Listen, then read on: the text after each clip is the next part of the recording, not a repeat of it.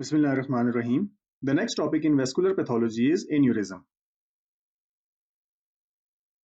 So aneurysm is characterized by localized abnormal dilation of either vessel wall or heart. The aneurysm could be either congenital or it could be acquired during the lifetime. Aneurysm is further subdivided into two types. There is true aneurysm and then there is a false aneurysm. This here is a normal blood vessel having normal vessel walls and a normal lumen. Whereas in this case, as you can see, there is a sideways outpouching of the blood vessel wall. This type of aneurysm is known as saccular aneurysm, whereas in certain cases, the aneurysm could be circumferential and involves all around the blood vessel wall. This aneurysm is known as fusiform aneurysm. The false aneurysm is not actually due to the dilation of the vessel wall, but it actually occurs due to rupture in the blood vessel wall. So as a result, the blood moves out of the blood vessel wall, but it is contained by the connective tissue surrounding the blood vessel. In this case, the vessel wall is ruptured, but the extravascular connective tissue remains intact, which contains the hematoma, but the blood actually does not come out of the blood vessel.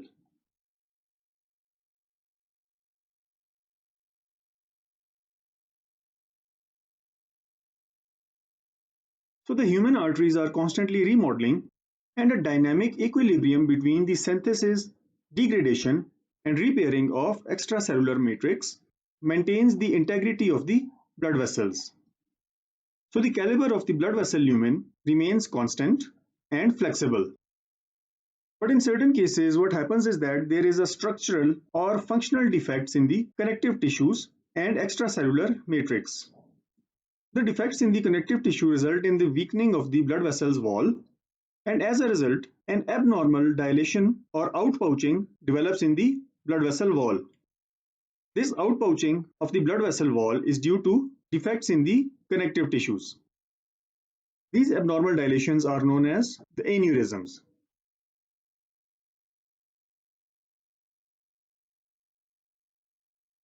So the structural and functional defects in the connective tissue can either be primary or congenital, or they can be acquired during the lifetime or secondary. The acquired causes of aneurysms include atherosclerosis, which results in the ischemia of muscle layer of tunica media, causing their degeneration, and the macrophages present inside the atherosclerotic plaque also secrete matrix metalloproteinases, which degrade extracellular matrix. So both of these factors result in loss of connective tissues and strength of the vessel wall, thereby resulting in aneurysm. Hypertension is one of the most common cause of aneurysm of ascending aorta, whereas vitamin C deficiency also results in defective cross-linking of collagen, which also results in weakening of blood vessel walls. The primary or congenital causes of aneurysm include defects in the synthesis of extracellular matrix proteins. One example is of Marfan syndrome, in which there is defective fibrillin synthesis. Loeys-Dietz syndrome is characterized by a defective synthesis of elastin, type 1 and type 3 collagen. Ehlers-Danlos syndrome is characterized by defective synthesis of type 3 collagen. All of these defects result in formation of weak vessel walls, which over time dilate and form aneurysms.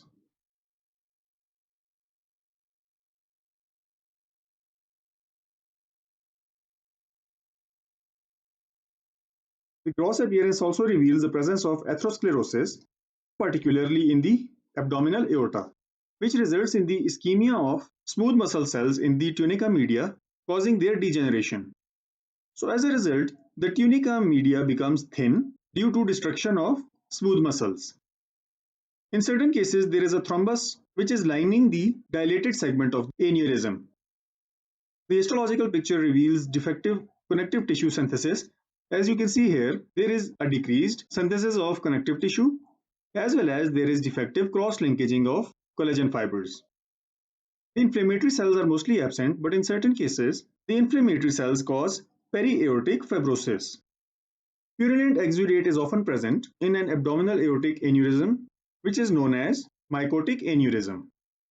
The inflammatory aortic aneurysm as well as mycotic aortic aneurysms are further subtypes of aortic aneurysm, which are often present on the histological studies of the biopsies.